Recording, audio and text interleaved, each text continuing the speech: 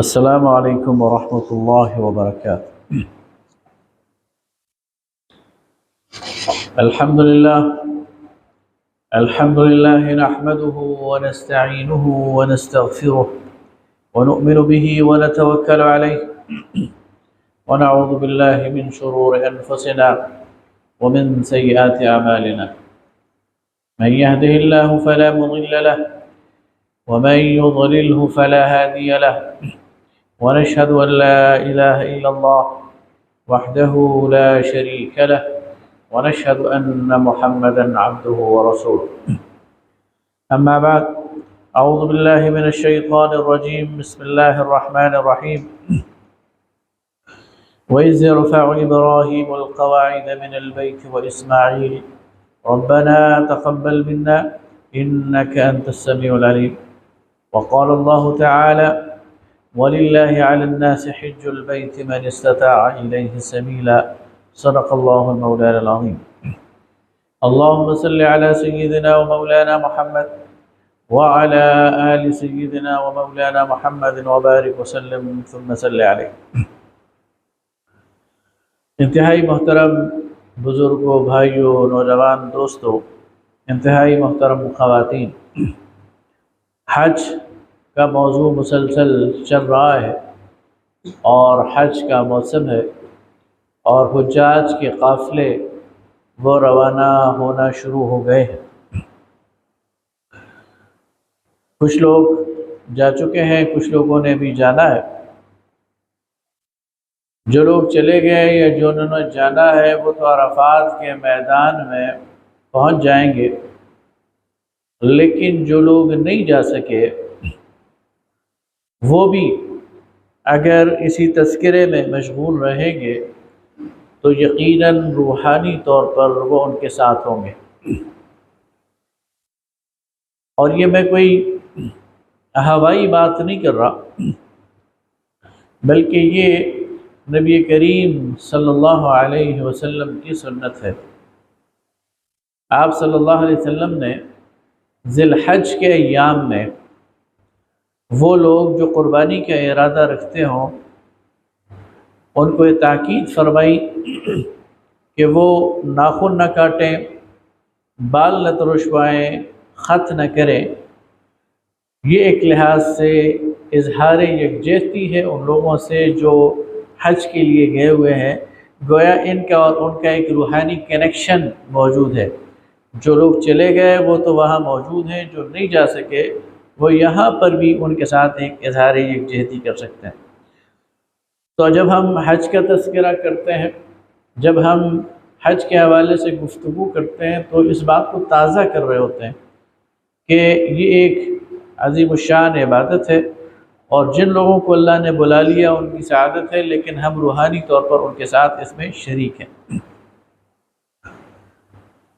میں یہ بات کہہ چکا ہوں کہ آج سے 4000 سال پہلے لگ بھگ حضرت ابراہیم علیہ السلام نے اللہ کے گھر کو اللہ کے حکم سے تعمیر کیا، جس کو قرآن پاک نے ان الفاظ میں نقش کر دیا، امر کر دیا، قیامت تک کے لیے محفوظ کر دیا کہ وَإِذْ يَرْفَعُ إِبْرَاهِيمُ الْقَوَاعِدَ مِنَ الْبَيْتِ وَإِسْمَاعِيلُ۔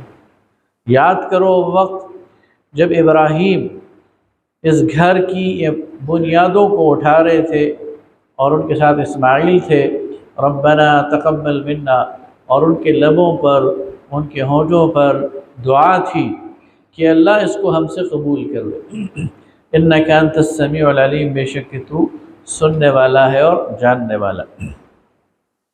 اور پھر جب یہ گھر تعمیر ہو گیا تو اللہ تعالیٰ نے حضرت ابراہیم علیہ السلام کو یہ حکم دیا کہ اب لوگوں کو حج کے لیے پکارو، اور پھر فرمایا وَلِلَّهِ عَلَى النَّاسِ حِجُّ الْبَيْتِ مَنِ اسْتَطَاعَ إِلَيْهِ سَبِيلًا۔ اور یہ اللہ کا حق ہے انسانوں پر کہ وہ اس کے گھر کا حج کریں جس کے پاس راستے پر یعنی استطاعت ہو، جو وہاں تک پہنچ سکتا ہو۔ تو سب سے پہلی بات تو یہ ہے کہ حج کے لیے اللہ تعالیٰ نے بلاوا دے دیا، پکار دے دی۔ حج کے حوالے سے ایک عموماً مسکنسیپشن یہ ہے کہ لوگ کہتے ہیں اللہ کا بلاوا ہے، جسے اللہ بلاتا ہے وہ جاتا ہے۔ ایسا نہیں ہے، یہ غلط فہمی ہے، بلکہ اللہ کا بلاوا تو عام ہے، اور آج سے 4000 سال پہلے حضرت ابراہیم علیہ السلام نے دے دیا، یہ پکار دے دی، وَأَذِّن فِي النَّاسِ بِالْحَجِّ، لوگوں کو حج کے لیے پکارو، اور انہوں نے وہ پکار لگا دی۔ اب اس پکار کا رسپانس یہ آپ کا اور میرا کام ہے۔ یہ بالکل اسی طرح ہے جس طرح مؤذن دن میں 5 مرتبہ اذان دیتا ہے، اس کی پکار عام ہے، وحی علی الصلاح حی علی الصلاح کہتا ہے، وحی علی الفلاح حی علی الفلاح کہتا ہے۔ اب اس پکار کا جواب دینا آپ کا اور میرا کام ہے۔ کوئی اس پکار کے جواب میں مسجد میں آتا ہے، کوئی نہیں آتا۔ جو آتا ہے اپنی ذمہ داری پوری کر لیتا ہے، اور جو نہیں آتا وہ اپنی ذمہ داری سے غفلت برتتا ہے۔ اسی طرح حج کے لیے پکارا جا چکا ہے، ہر انسان کو پکار دیا گیا ہے۔ اب اس پکار پر لبیک کہنا یہ آپ کا اور میرا کام ہے۔ ہاں، اللہ تعالیٰ نے اس کے لیے جو ہماری آسانی رکھی ہے، من استطاع الیہ سبیلا، اس پکار پر لبیک کہنا، اس پکار کی جواب دینا، اس پر وہاں پہنچنا، یہ صرف اس پر فرض ہے جو وہاں تک جانے کی استطاعت رکھتا ہو۔ جو استطاعت نہیں رکھتا ہو وہ مسئول نہیں ہے، اسے نہیں پوچھا جائے گا۔ لیکن جو استطاعت رکھتا ہے اور وہ نہیں جائے گا تو وہ مجرم ہے۔ کوئی اس انتظار میں رہے کہ اللہ تعالیٰ مجھے ٹیلی فون کرے گا، اللہ تعالیٰ خود کوئی کنیکشن اسٹیبلش کرے گا، اللہ تعالیٰ خود کوئی فیصلہ کرے گا، اور اس کے نتیجے میں صبح مجھے پتہ چلے گا کہ میری تو پکار آ گئی ہے، میں جاؤں گا، تو یہ غلط فہمی ہے۔ یہ فیصلہ آپ نے خود کرنا۔ اب اس میں جو بات ہے استطاعت والی، اس کو بھی ذرا سمجھ لیجئے کہ جو شخص یہاں سے عمرہ کرنے جاتا ہے، ظاہر ہے اس کے بھی لاکھوں خرچ ہوتا ہے، تو وہ اپنی استطاعت اسٹیبلش کر لیتا ہے۔ یہ فقہی مسئلہ ہے۔ اب اس پر حج فرض ہو گیا، اس لیے حج سے پہلے اگر کوئی عمرہ کر رہا ہے تو اسے عمرہ نہیں کرنا چاہیے، اسے حج کرنا چاہیے اگر اس کے پاس استطاعت ہے، اس لیے کہ عمرہ تو نفل ہے اور حج فرض ہے۔ آپ نے دیکھا ہوگا بہت سارے لوگ ہیں ہر سال عمرے پہ جاتے ہیں، حج نہیں کرتے، حالانکہ حج ان پر فرض ہے، اور عمرے پر جانے کے نتیجے میں وہ ثابت کر چکے ہیں کہ ان کی استطاعت ہے۔ استطاعت نہ ہوتی تو عمرے پہ بھی نہیں جا سکتے تھے، استطاعت ہے تو وہاں گئے۔ جب استطاعت اسٹیبلش ہو گئی ہے تو پہلے انہیں حج کرنا چاہیے، اس لیے کہ حج فرض ہے، عمرہ نہیں۔ ہاں، ایک دفعہ کسی نے حج کر لیا، اس کے بعد پھر اللہ تعالیٰ اسے توفیق دے تو ہر سال نہیں، سال میں 2 دفعہ 3 دفعہ 6 دفعہ عمرہ کرے، کوئی حرج نہیں، لیکن پرائیورٹی حج کی ہے، تو پہلے ارادہ کرنا چاہیے کہ اللہ تعالیٰ استطاعت دے تو پہلے یہ فریضہ انجام دینا۔ حج کے حوالے سے ایک اور غلط فہمی یہ ہے کہ ہم کہتے ہیں کہ حج زندگی کی آخری عبادت ہے، سارے بکھیڑے ختم کر لوں، بچیوں کی شادیاں کر دوں، ریٹائر ہو جاؤں، سارے معاملات ختم کر دوں، پھر حج پر جاؤں گا۔ یہ حج کے حوالے سے بہت بڑی غلط فہمی ہے۔ اگر آپ پر حج فرض ہو چکا ہے اور آپ کے پاس استطاعت ہے تو پھر بڑھاپے کا انتظار نہیں کرنا، پھر بچوں اور بچیوں کی شادیوں کا اور ذمہ داریوں کی ادائیگی کا انتظار نہیں کرنا، بلکہ پھر وہ حج ادا کرنا ہے جو آپ پر فرض ہو گیا، چاہے وہ جوانی ہے۔ اچھا، بعض لوگ کہتے ہیں جی مجھ پہ تو حج فرض ہے، لیکن میری بیگم کہتی ہے کہ اس وقت جاؤ گے جب مجھے ساتھ لے کے جاؤ گے۔ خواتین مجھے سن رہی ہیں،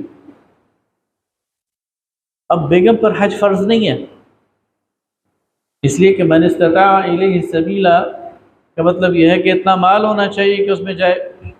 بیگم پر حج فرض نہیں ہے، لیکن میاں اس وجہ سے لٹکا ہوا ہے کہ میں اکیلا نہیں جا سکتا، اس کو لے جاؤں گا اور ڈبل خرچ میں افورڈ نہیں کر سکتا، یہ افورڈ کر سکتا ہوں لیکن بچے چھوٹے ہیں، ان کو کہاں چھوڑ کے جائیں؟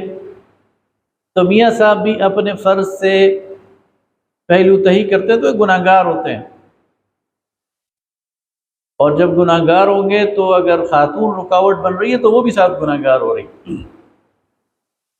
اب حج فیشن نہیں ہے، حج کوئی لازمی عبادت نہیں ہے، یہ تو اس پر فرض ہے جس کے پاس وسائل ہیں، اس کے پاس وسائل ہیں، اسے آپ جانے نہیں دے رہے، آپ خود جا نہیں سکتے۔ دیکھیں کہ آپ نہ جانے ہوئے اور انجانے میں ایک بہت بڑے فریضے سے کسی دوسرے کو روک رہے ہیں۔ اس لیے یہ سارے مسکنسیپشنز ان کو ختم کرنا چاہیے، جس پر حج، اچھا ایسا بھی ہو سکتا ہے کہ خاتون پر حج فرض ہو اور خاتون کے پاس استطاعت ہو، لیکن خاتون کے لیے ایک شرط ہے کہ اس کے ساتھ محرم ہونا چاہیے۔ اب خاتون کے پاس پیسے ہیں لیکن اس کے ساتھ محرم نہیں ہے تو پھر اس پہ فرض نہیں ہے حج، اس لیے کہ محرم کی شرط ہے، محرم ہوگا اور محرم کو لے جانے کے بھی بندوبست ہوگا تو پھر دونوں کو جانا چاہیے، ورنہ نہیں۔ لہٰذا ان ساری چیزوں کو، کمپلیکیشنز کو سامنے رکھنا چاہیے۔ حج میں یہ کہہ چکا ہوں جوانی کی عبادت ہے، میں یہ منع نہیں کر رہا کہ بزرگوں کو نہیں جانا چاہیے، جس کو اللہ جس عمر میں توفیق دے دے اسے جانا چاہیے، لیکن اگر کسی کو جوانی میں موقع مل رہا ہے تو اسے پہل کرنی چاہیے اور حج کر لینا چاہیے، اس لیے کہ حج ایک مشکل عبادت ہے اور اس میں غیر ضروری طور پر تساہل، اس لیے کہ نبی کریم صلی اللہ علیہ وسلم نے وعید فرمائی ہے کہ جو شخص استطاعت کے باوجود حج نہ کرے تو چاہے وہ یہودی مرے یا نصرانی مرے، اسلام سے اس کا کوئی تعلق نہیں۔ اسی طرح حج کے حوالے سے اللہ تعالیٰ ہمیں یہ حکم دیتا ہے وَتَزَوَّدُوا فَإِنَّ خَيْرَ الزَّادِ التَّقْوَىٰ، حج کے لیے زاد راہ ساتھ لیے چلو، راستے کا سامان لیے چلو۔ فقر کی حالت میں، تنگ دستی کی حالت میں یا گھر سے کچھ نہ لے جانا، یہ حج کے لیے اس کی یعنی سنت نہیں ہے۔ سنت یہ ہے کہ جو کچھ تمہارے پاس ہے زاد دے رہا وہ ساتھ لے کر چلو، راستے میں بھوک نہیں آنی چاہیے، راستے میں بیماری آئے تو تمہارے پاس اس کے علاج کے پیسے ہوں، راستے میں سفر ہے تو سواری کے پیسے ہوں، راستے میں رہائش ہو تو رہائش کے پیسے ہونے چاہیے تمہارے پاس، تو تمہارے پاس پورا زاد دے رہا ہونا چاہیے، اور بہترین زاد دے رہا تو تقویٰ ہے۔ لہٰذا کسی پر بوجھ بھی نہیں بننا چاہیے حج میں کہ چلو فلاں میرا خرچ برداشت کر لے گا اور فلاں کر لے گا اور فلاں کے ہاں مہمان ٹھہر جاؤں گا اور فلاں نہیں، اپنا خرچ خود اور اس کو کرنا چاہیے۔ اسی طرح میں کہہ چکا ہوں کہ حج مشکل عبادت ہے، تو اس میں قدم قدم پر مشکلات آتی ہیں، ان مشکلات کے لیے ذہنی طور پر تیار رہنا چاہیے۔ آپ جو ہی گھر سے نکلیں اب اللہ کے مہمان ہیں، اب راستے میں پیاس لگے گی تو یہ پیاس اللہ کے راستے میں لگ رہی ہے، اس پہ آپ کو اجر ملے گا۔ راستے میں بھوک لگ رہی ہے تو یہ بھوک اللہ کے راستے میں لگ رہی ہے، اس پہ اجر ملے گا۔ راستے میں بے آرامی ہو گئی ہے، نیند پوری نہیں ہو رہی تو یہ اللہ کے راستے میں اس پر اجر ملے گا۔ انتظار کرنا پڑ جاتا ہے ایئرپورٹس پر، ظاہر لاکھوں لوگ ہوتے ہیں، شیطان کو کنکریاں مارتے ہوئے ذرا ہجوم میں انسان پھنس جاتا ہے، انتظار کرنا پڑ جاتا ہے۔ منا سے مزدلفہ جاتے ہوئے، منا سے عرفات جاتے ہوئے اور طواف زیارت کرتے ہوئے بہت سارے مقامات پر ایسا ہوتا ہے کہ انسان مشکل میں پھنس جاتا ہے، انسان کو انتظار کرنا پڑتا ہے، انسان کو تھکاوٹ ہو جاتی ہے، انسان کو تکلیف ہوتی ہے۔ ان تمام چیزوں کو فیس کرنا، ان تمام چیزوں پر صبر کرنا، ان تمام چیزوں کے لیے ذہنی طور پر تیار رہنا اور اس پر اللہ تعالیٰ سے اجر کی توقع رکھنا، یہ بہت ضروری ہے۔ پکنک میں نہیں جا رہے آپ لوگ کہ وہاں ساری چیزیں آپ کی سہولت کے مطابق ہوں گی، آپ کے تصور کے مطابق ہوں گی۔ بہت سارے لوگ آتے ہیں نا، کہتے ہیں یہ انتظام ٹھیک نہیں تھا، یہ انتظام ٹھیک نہیں تھا، ہوٹل کے اندر فیسلٹیز نہیں تھی، فلاں نہیں تھا، فلاں نہیں تھا۔ یہ سب کچھ ہونا چاہیے، لیکن آپ انجوائے کرنے کے لیے نہیں جا رہے، ذہن یہ بنائے کہ وہاں مشقت ہے، ذہن یہ بنائے وہاں بھوکا رہنا پڑ سکتا ہے، ذہن یہ بنائے پیاسا رہنا پڑ سکتا ہے، ذہن یہ بنائے کہ وہاں دھوپ میں کھڑا ہونا پڑ سکتا ہے، دھوپ میں چلنا پڑ سکتا ہے، اس لیے کہ یہی حج ہے اور اسی پر اللہ تعالیٰ کی طرف سے اجر ہے۔ پھر وہاں پر ایثار اور قربانی کا مظاہرہ کرنا، اپنے بھائی کو اپنے اوپر ترجیح، لاکھوں لوگ ہوتے ہیں اور یہاں سے لوگ جاتے ہیں تنگ دلی کا مظاہرہ کرتے ہیں۔ بیت اللہ کا احاطہ بہت بڑا ہے لیکن حاجیوں کے لیے تنگ پڑ جاتا ہے، وہاں بعض اوقات سجدے کی جگہ نہیں ملتی، ایک دوسرے کی پیٹھ پر لوگ سجدہ کر رہے ہوتے ہیں، تو وہاں تنگ دل ہو جانا کہ یہ میری جگہ پہ بیٹھ گیا ہے، یا ایک آدمی کی جگہ بیٹھنے پر ذرا چوڑے ہو کے بیٹھنا، وہاں پر پھر سکڑنا، وہاں پر لوگوں کو سپیس دینا، وہاں لوگوں کو اپنے ساتھ ملانا، یہ بڑا ضروری ہے، اس کے لیے بڑے کھلے دل کی، کشادہ دل کی ضرورت ہوتی ہے۔ اچھا، وہاں بیت اللہ میں بعض اوقات ایسا ہوتا ہے کہ خواتین بھی ہوتی ہیں، مرد بھی ہوتے ہیں، ویسے یہ بات مسئلے کے طور پر ذہن میں رہے کہ خواتین اور مردوں کی صفیں ملنی نہیں چاہیے، عام حالات میں خواتین کو مردوں سے پیچھے ہونا چاہیے، لیکن بیت اللہ میں ازدحام کی وجہ سے بعض اوقات ایسا ہوتا ہے کہ بالکل صفوں سے صفیں ملی ہوتی ہیں، ایک طرف خواتین وہ کوشش کرتے ہیں الگ کرنے کی، لیکن پھر بھی لاکھوں لوگ ہوتے ہیں، تو وہاں لوگ جھگڑنا شروع ہو جاتے ہیں، پرائی خواتین سے لڑنا شروع ہو جاتے ہیں، تو ایسا نہیں کرنا۔ تو بہت ساری چیزیں میں یہ بیان کرنے کی کوشش کر رہا ہوں کہ یہاں سے ذہن بنا کر جائیں اور ایثار اور قربانی اور اپنے بھائی اپنی بہن کے لیے آرام اور اپنے بھائی اور اپنے بہن کو سپیس دینا، یہ اس کو سامنے اور ذہن میں رکھیں۔ حج بنیادی طور پر حج کی 3 اقسام ہیں، 3 طرح سے حج ہوتا ہے، ایک ہوتا ہے حج افراد، ایک ہوتا ہے حج قران، اور ایک ہوتا ہے حج تمتع۔ میں تھوڑا تھوڑا اس پر بھی بات کرتا ہوں۔ ویسے یہاں سے جب ہم حجاج جاتے ہیں تو وہ تیسری قسم یعنی حج تمتع کرتے ہیں، اس پر انشاءاللہ آئندہ پھر زیادہ تفصیل سے بات کروں گا۔ حج افراد صرف حج ہے، اس کے ساتھ عمرہ نہیں ہے۔ تو ایک حاجی جب حدود حرم میں داخل ہوتا ہے تو صرف حج کی نیت کرتا ہے اور حج کی نیت سے احرام باندھتا ہے، اور پھر جتنے دن بھی وہ قیام کرے گا حج تک وہ احرام میں رہے گا۔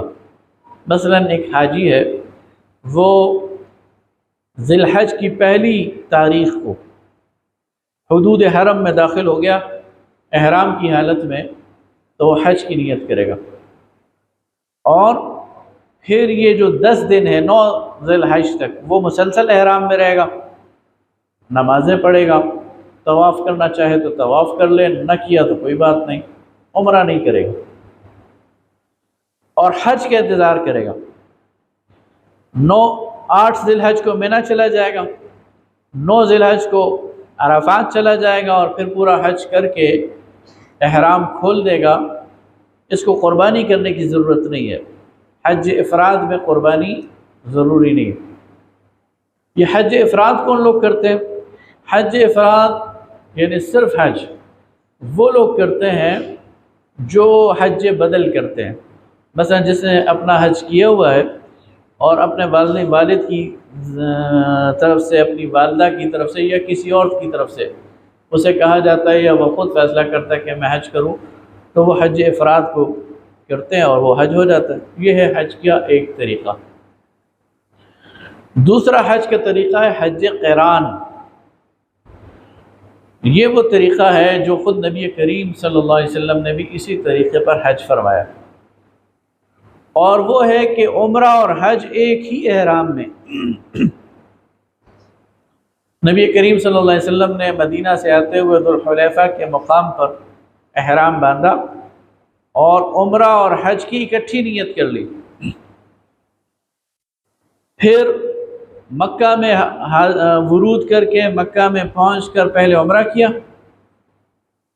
اور عمرہ کرنے کے بعد احرام کھولا نہیں، بلکہ حج کا انتظار کیا، اور اسی احرام کی حالت میں پھر حج ادا کیا، اور حج کے بعد قربانی کر کے اور شیطان کو کنکریاں مار کر اور حلق کر کے احرام کھول لیا، تو اس کو کہتے ہیں حج قران، یعنی ایک ہی احرام میں عمرہ اور حج دونوں اکٹھے کرنا، اور ایک لحاظ سے یہ افضل حج ہے، اس لیے کہ نبی کریم صلی اللہ علیہ وسلم نے خود یہ فرمایا۔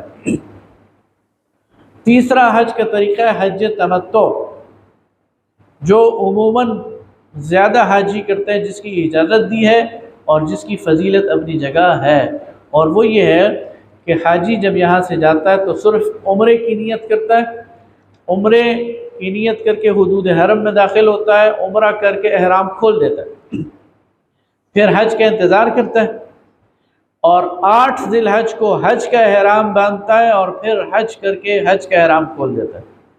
سفر ایک ہے، لیکن اس میں عمرے کے لیے الگ احرام اور حج کے لیے الگ احرام، یہ ہے حج تمتع۔ تو جو ہم پاکستان سے حجاج جاتے ہیں وہ زیادہ طور پر حج تمتع کرتے ہیں، اور یہ اپنی جگہ فضیلت والا ہے، اور حج تمتع میں، حج قران میں بھی قربانی واجب ہے، اور حج تمتع میں بھی قربانی واجب ہے، تو اس میں بھی قربانی کی جاتی ہے۔ اقول قولی ھذا واستغفر اللہ لی ولکم ولسائر المسلمین۔